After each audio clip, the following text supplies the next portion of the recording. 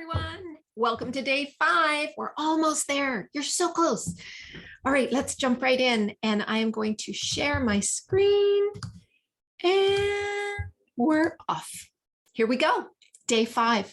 We're going to play Connect 4 and roll and read games. So this will take a little explaining, but not much. And we're going to talk about syllable sorts and multi-syllable words today as well, just a little bit before you make your games. Okay. So again, make sure that words that you're reading have sentences that go with them to make sure that that meaning part is also involved and not just sounding out a bunch of words. I hope that you're seeing how this goal of this course is to make a structured, simple system. You could go and buy a bunch of games on Teachers Pay Teachers and throw them in file folders, but then what are you doing?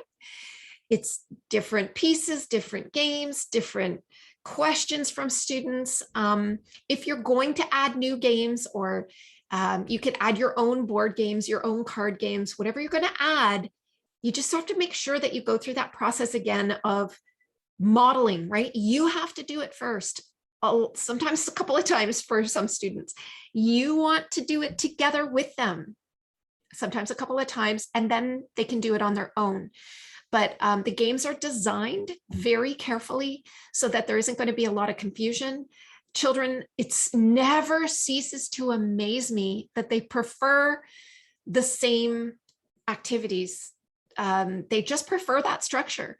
And I've played that same board game. Yeah, sure, you can make pretty board games, fancier board games, more whatever, cuter characters on the board games. But you'll notice that I don't have pictures of the words, that the goal of these games is that they read the word from left to right, not look at the picture and guess at the word. So if the picture has a hen on it, it's not going to be very helpful to help them sound out hen. They're really designed to not have pictures. Other than the short, you'll see the short vowel cards all throughout the games, because those are hard and they've got actions, right? Exercising elbows, itchy insides, and some teachers make up names, right? Izzy is itchy. So they've got those short vowel sounds to them, and so you may add some of the character cards that I have, and I can those are going to be available to you to purchase too if you want them. But really, you want to be careful don't worry about it being the same. I mean, if your students are engaged, you're fine. You don't have to do anything fancy. If your students are engaged, if you find they're being silly and bored and fooling around and not on task, it's time to change it up. Obviously, right? So you want to, but I have a feeling that they're going to really enjoy the game so much that you won't need to change too much, and you can really relax, do less planning, less, more focus on that small group and making sure that you're listening to as many children read to you, right? Because all of this doesn't matter until they're reading, and we'll talk about that tomorrow, or maybe today. Tomorrow, unless they're practicing it in in decodable text, and eventually authentic high quality children's literature we want them to be reading. So they really need a lot of practice with somebody listening to them reading decodable text. Anyway, today we're going to talk about this review very briefly, the 6 kinds of syllables, how to incorporate multi-syllable words, divide words into syllables, and use syllable sorts with jars. Where and how would we do this? You could do this as a large group, as small groups, before or after the games, to remind students of why they're reading all of these short words and how it's going to help them read bigger chunks of bigger words with multiple syllables. So what is a syllable? This is really important. It's a word or a part of a word with one vowel sound. So you're going to make sure that that they understand that every syllable, every thump, we thump syllables and we tap sounds. Every thump has to have at least one vowel. Every thump. So you've got 6 kinds of thumps. The closed thump is the most common. Oh, sorry about that. The closed thump is, I always do this. Point to the, let me find a card. Where are my cards? Okay, let's just use this. Point to the vowel. I always have them point to the vowel. Is there a letter after it? Yes, there's a, is there a consonant after it? Yes. So it's closed in, and that makes, and then we know, yes, it's a closed syllable. Now we know it says it's short sound. Ah, map. If for an open syllable, maybe it's just MA, right? Point to the vowel. That's how I get them to really pay attention to that. Point to the vowel. Is there anything after it? No. So maybe it's the word maple, and we got to cut the word, and they've got may. Is there anything after it? No. Well, then we know now we know it says it's long sound. A, that has to say may. Silent E is like in the word hope. The E at the end makes the O before it say its name, O. So point to the vowel. Is there an E one step away? So here's the vowel, the O. Is there an E one step away? Yes. Now we know that the vowel says it's long sound O. That's why that says hope. Do not underestimate, please, please, please, please, please, do not underestimate children's knowledge of this. It sounds simple to us, but the students that I work with get have a very difficult time with this sometimes, the difference between hop and hope. It's not as simple as, oh, you add an E on the end there, it's hope. Now you know the rule, you know what silent E means, you should be able to read all those words. Nope.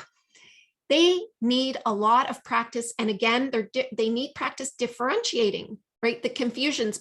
You want to make some of your games hope and hop and mope and mop, so that you're mixing up the the closed syllables, the CVC words, with the silent E words. So this is not a matter of, first we're going to learn closed syllables, now we're going to learn open syllable words, now we're going to learn silent E words. No, this is about helping them differentiate between the two, the different patterns. How you do that is just like I did with the vowel confusions with short I and short E. Focus on 2 patterns, get both of those patterns on the game, and then they have to differentiate the 2. So if they're struggling between net and nat, net and knit, and they can't tell the difference between the 2, they really have to, if you put short E and short I words together, it gives them practice with differentiating. Same thing with silent E and CVC. Make sure that you're making games that include both those words, so that they really start to differentiate the 2. Not just, at first, of course, you would only present a consonant E words. So make and bake and tale, as in a story. You're only going to present a consonant E words. Then just don't do E, because there are hardly any E consonant E words. There's here and you know, they're mostly in multi-syllable words.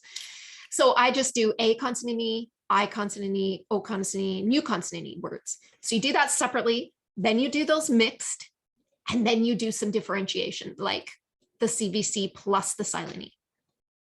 I hope that makes sense. That's going to get children who struggle. That's more inclusive, right? That's just making some children, you could do a mixed silent E game once or twice, and they will get it, and you won't have to talk about it again.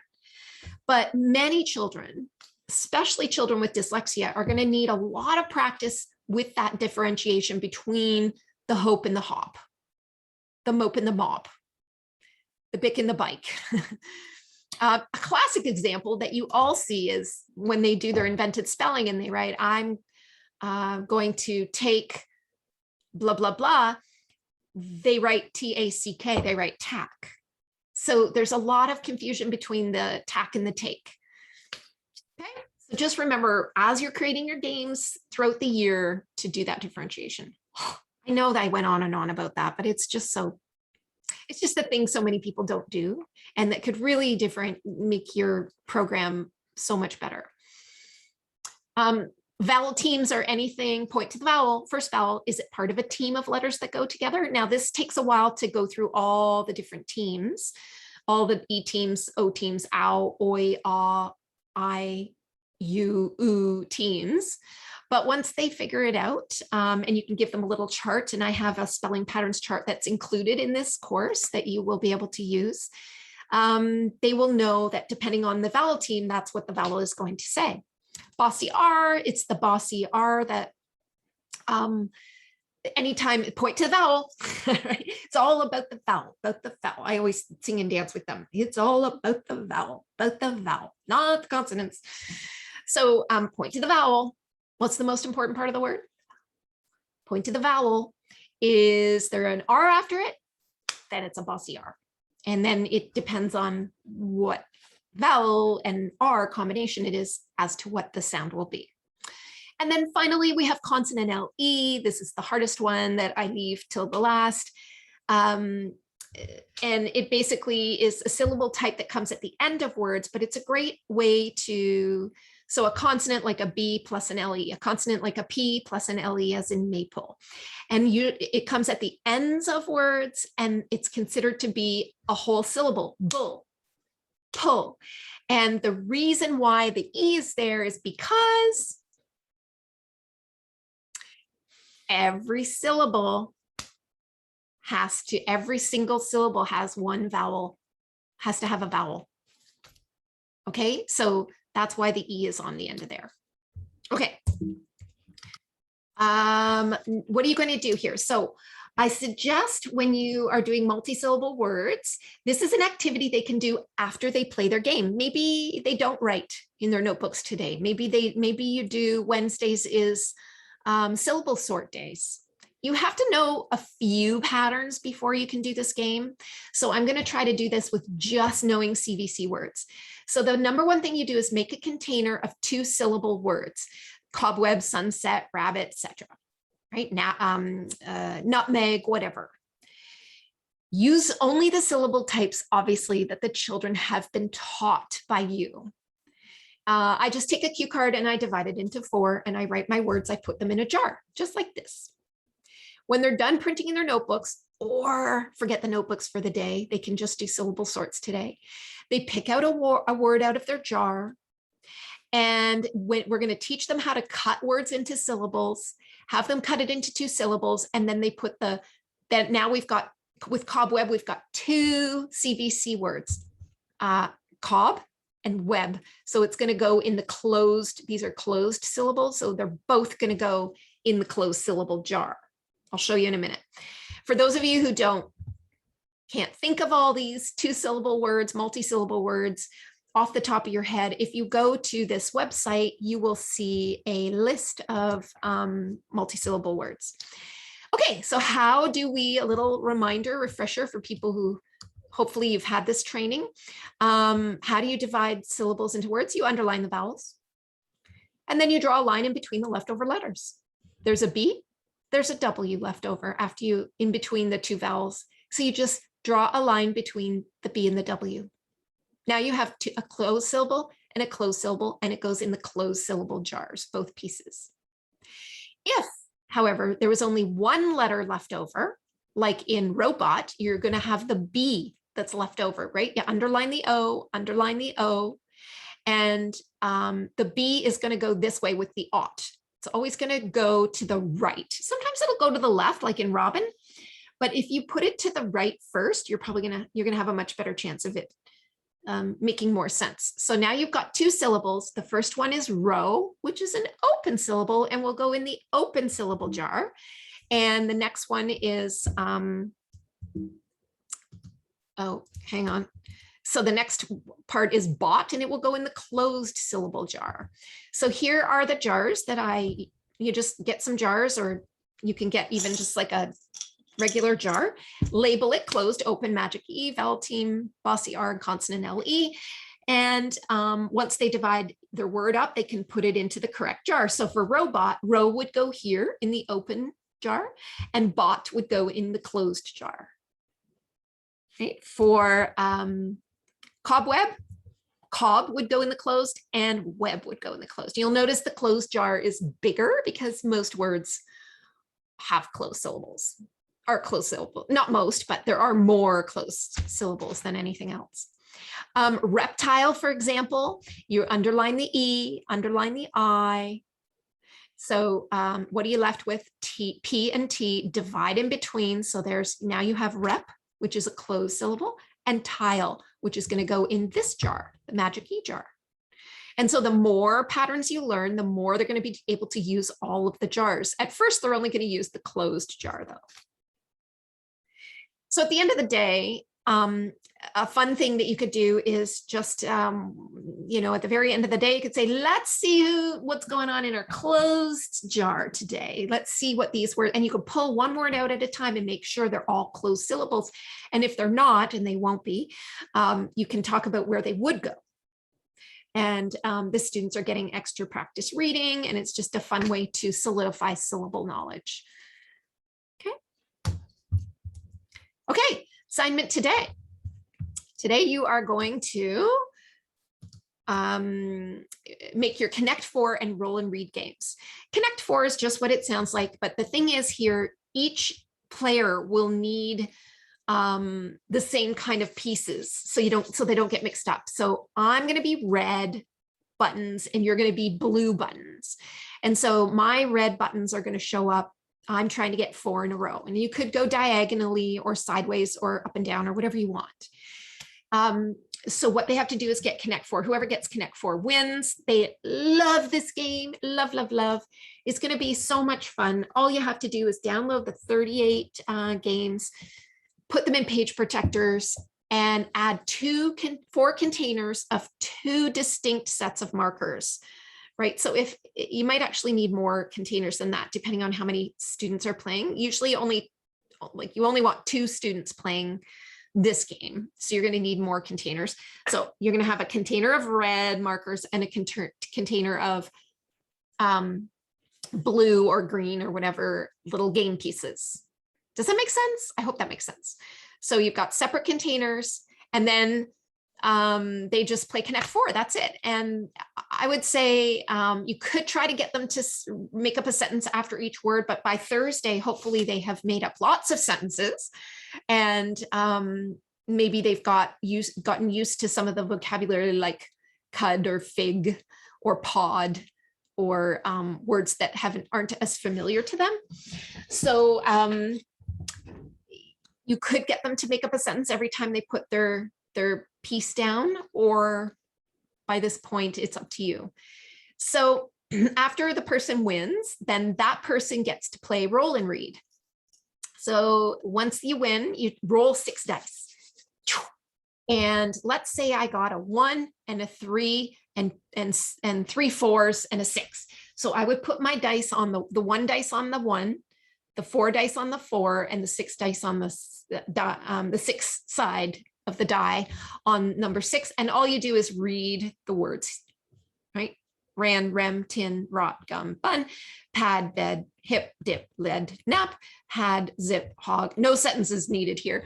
Cud, hut, bob. You're just trying to read quickly and effortlessly. And by this point, hopefully they are able to read more quickly and effortlessly.